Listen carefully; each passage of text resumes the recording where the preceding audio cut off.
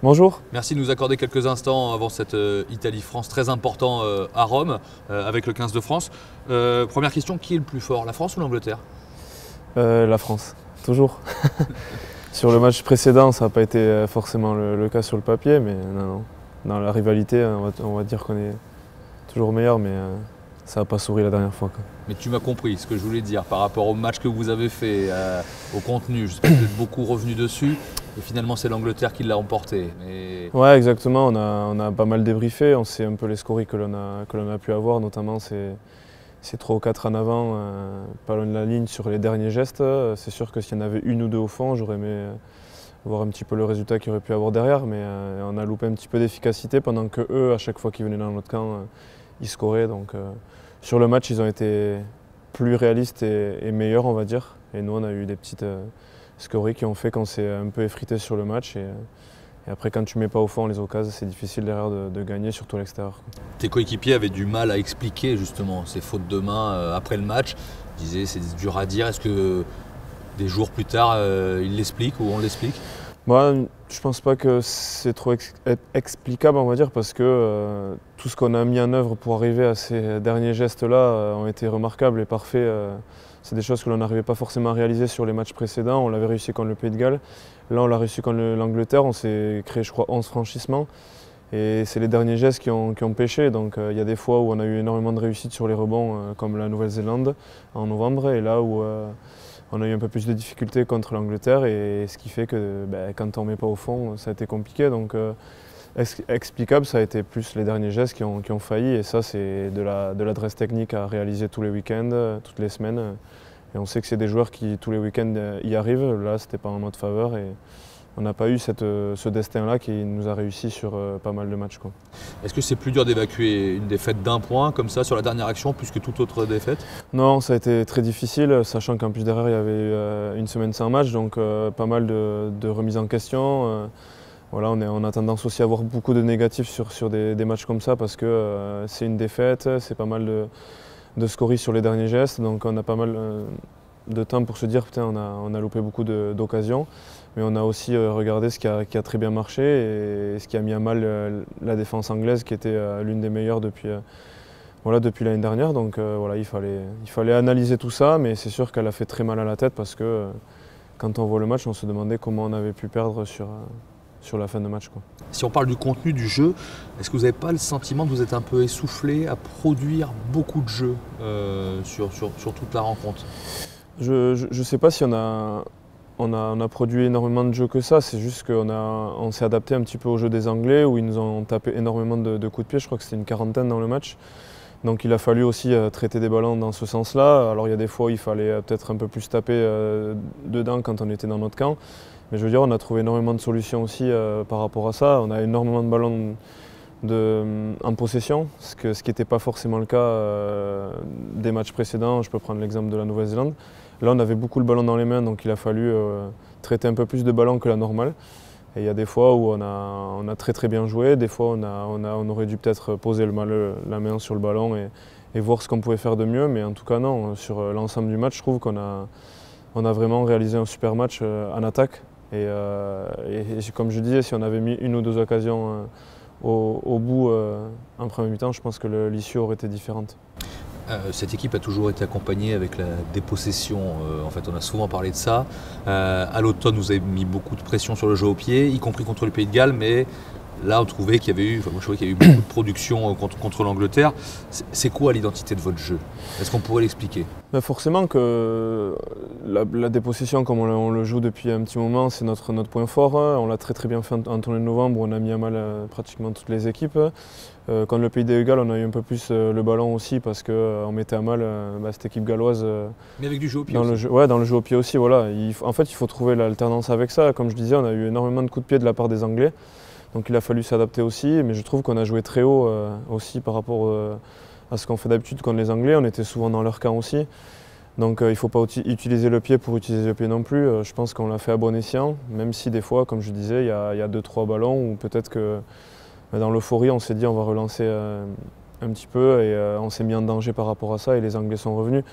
Mais en tout cas, on était très haut par rapport à ce que l'on fait d'habitude sur le terrain. Donc il n'y avait pas non plus voilà, c'était pas non plus nécessaire de taper tout le temps dedans. On a voulu produire, on a mis à mal l'équipe d'Angleterre. Maintenant, on a pêché sur ce qu'on faisait de bien d'habitude, sur le dernier geste. Et c'est ça qui a primé, je pense, sur ce match de l'Angleterre. Mais vous pouvez vous adapter entre le Pays de Galles et l'Angleterre, par exemple? Bah, Parce qu'on a l'image de l'Irlande avec leurs cellules, et voilà, et que vous êtes peut-être plus caméléon? Ouais, on s'est bien adapté contre les Anglais. Je pense que la première mi-temps, elle est significative de ce qu'on a pu mettre en place toute la semaine.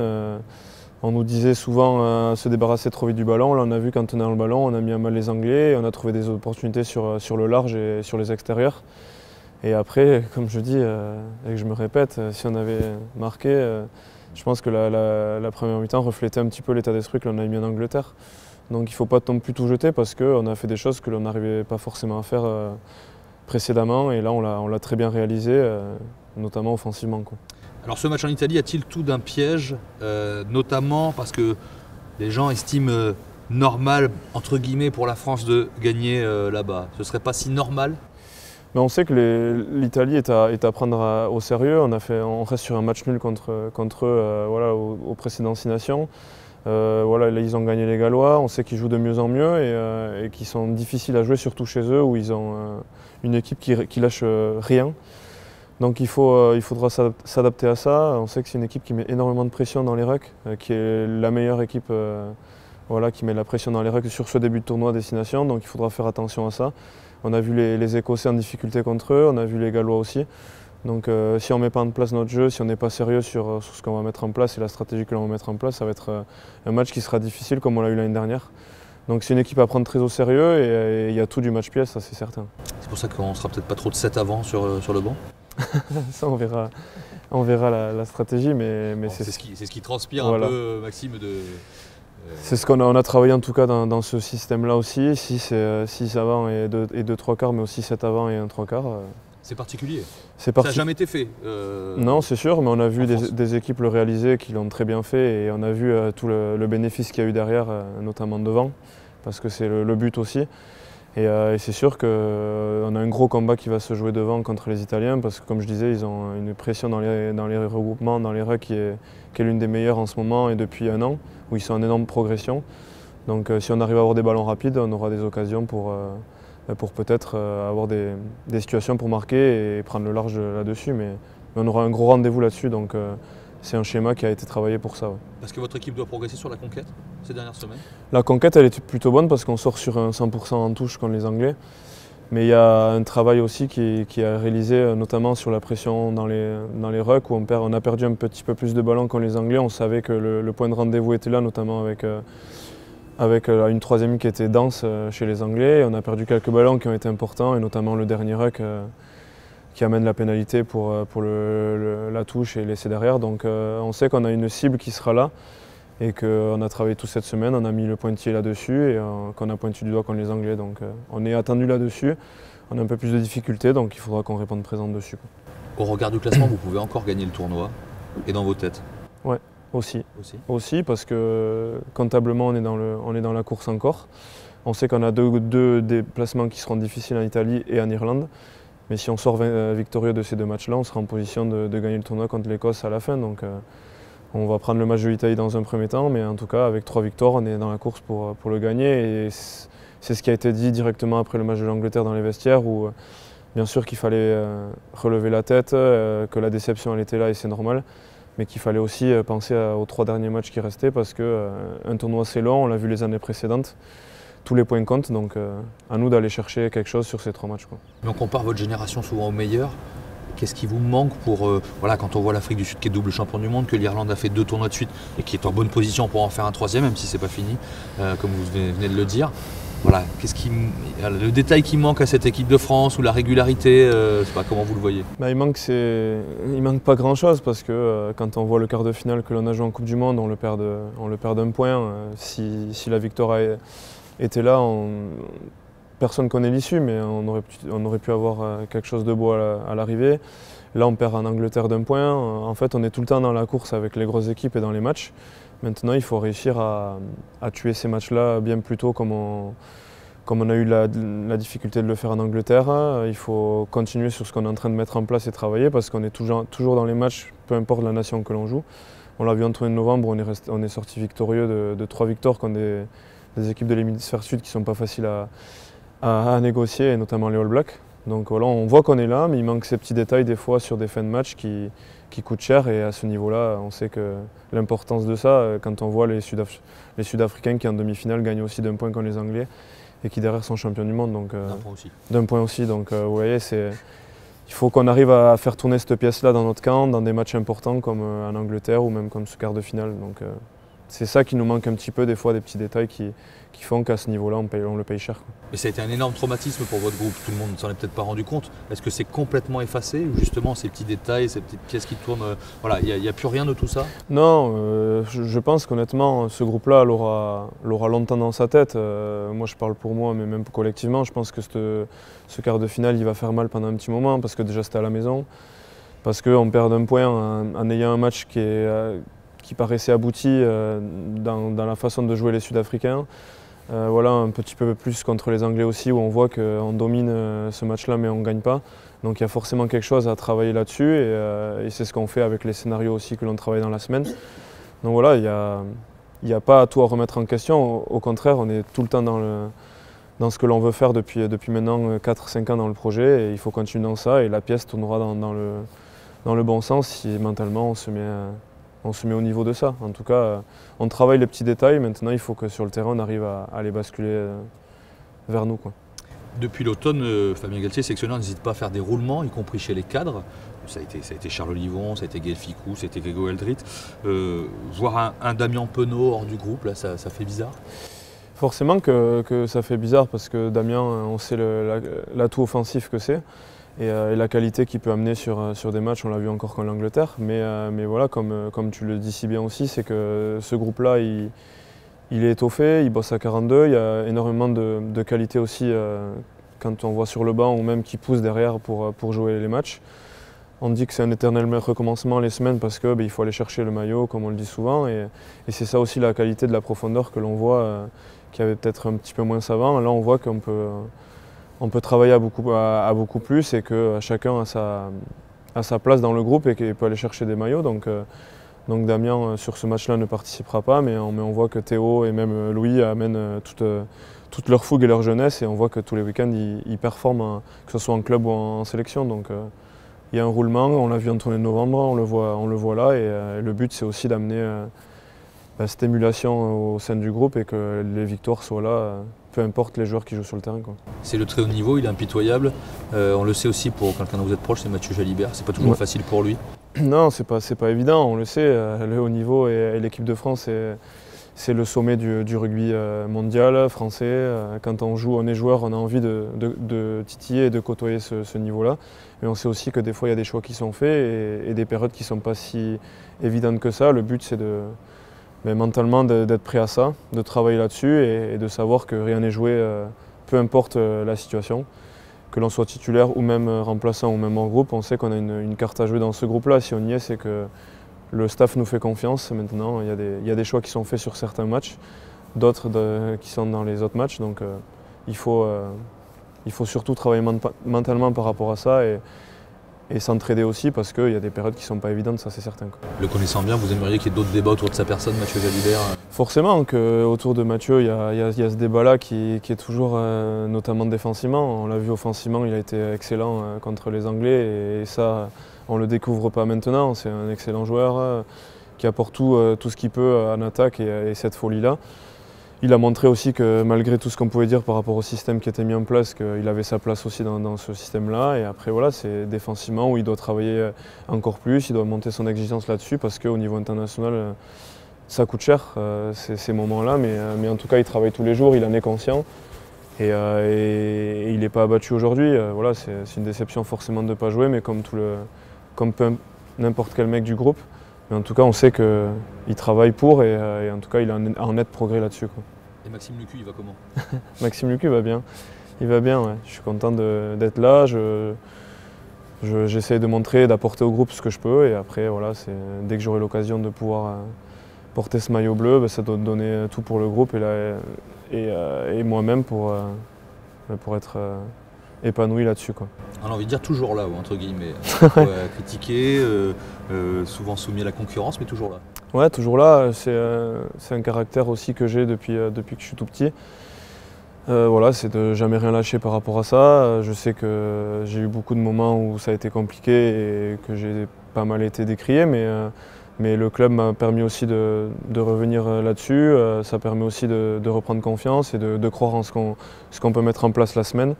Moi, je travaille beaucoup pour aider, que ce soit l'équipe en club ou même en équipe de France. Et j'aime plutôt parler de ce qui se passe sur le terrain que ce qui est en dehors. Donc je me sers du terrain pour faire parler de moi et j'arrive plutôt bien à le faire, donc je suis content là-dessus. Mais en tout cas, non, c'est quelque chose que je ne ferai jamais, c'est de lâcher par rapport à ce qui s'est dit ou autre. Mais ça, c'est mon tempérament qui est comme ça. Mais comment vous l'avez dit, la période du dernier tournoi était difficile, ça a été au-delà de vous, même ça a touché vos proches dans les critiques. Ouais. Comment on fait pour traverser tout ça? Ben on s'entoure déjà de ses proches parce que c'est hyper important là-dessus. On se sert aussi de répondre sur le terrain par rapport à ce que j'ai fait avec le club.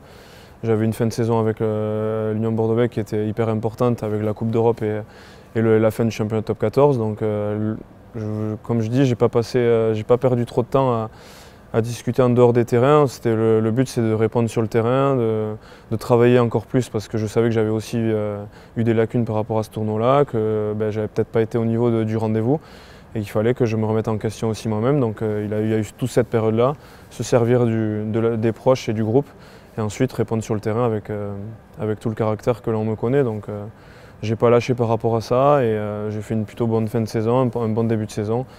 Et voilà, tout est reparti et j'ai laissé ça derrière. On a forcément des périodes compliquées quand on est dans le haut niveau. Tout n'est pas rose. Donc je me suis servi de cette grosse tempête pour travailler des choses un peu plus sur moi-même et un peu plus en profondeur, quoi. Et ça vous change aussi? Vous parlez de vos proches, ça doit toucher soi-même au centuple. Est-ce qu'on perd un peu de sa jovialité, de sa spontanéité quand on traverse ça? Ouais, forcément, il y a eu un moment compliqué à la sortie du tournoi à destination, mais ça a été collectif aussi parce qu'on n'a pas forcément réussi ce tournoi-là l'année dernière où on a déçu un petit peu. Et après, forcément que ça m'a touché, ça m'a remis en question aussi. Mais comme j'ai dit, j'ai un peu baissé la tête, j'ai pas trop parlé et je me suis servi du terrain pour lâcher un petit peu ce que j'avais à l'intérieur. Ça m'a plutôt souri et après je me suis accroché à ce que je sais faire. Et j'ai travaillé sur moi-même aussi, j'en ai parlé aussi autour de moi. Et après, je crois qu'il n'y a pas un joueur qui n'est pas passé par des périodes compliquées dans sa carrière. Donc, soit tu décides de baisser la tête, de lâcher et de te morfondre, soit tu décides aussi de te tirer vers le haut et d'essayer de tirer profit de ça et de savoir que maintenant tout ça est derrière. Et aujourd'hui, je me suis servi de cette période compliquée pour être épanoui aujourd'hui et être heureux sur le terrain, quoi. C'est le haut niveau, le mental. Mais ça se fait pas d'un claquement de doigts, non? Non, ça se fait pas. Non, c'est ça. Puis moi, je commence à avoir un peu d'expérience parce que ça fait un petit peu de temps que je suis dans le haut niveau, dans le top 14 avec la Pro D2 de l'équipe de France. Donc je me suis servi aussi de mon expérience que j'avais, de ce que je savais faire. Et je me suis recroquevillé sur mes points forts, sur travailler mon mental, en parler aussi parce que ça a été difficile. Et après, une fois tout mis à plat, il a fallu aussi repartir de l'avant et montrer qu'il ne fallait pas baisser la tête et que ce qui était dit sur moi était vrai, quoi. Il a fallu changer tout ça et je suis content de l'avoir réalisé sur le terrain, quoi. Ça rend fier?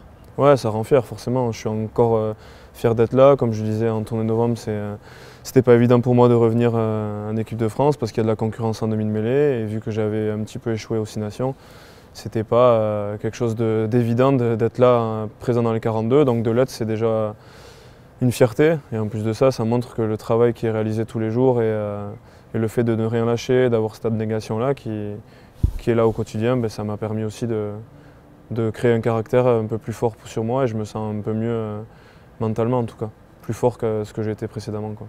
Pour finir, dans vos objectifs personnels, est-ce que c'est l'Australie en ligne de mire? Forcément que j'y pense en étant ici avec l'équipe de France. On a tous un objectif de participer à la Coupe du Monde en 2027. Je sais que j'avance en âge, je sais qu'il y a énormément de concurrence aussi.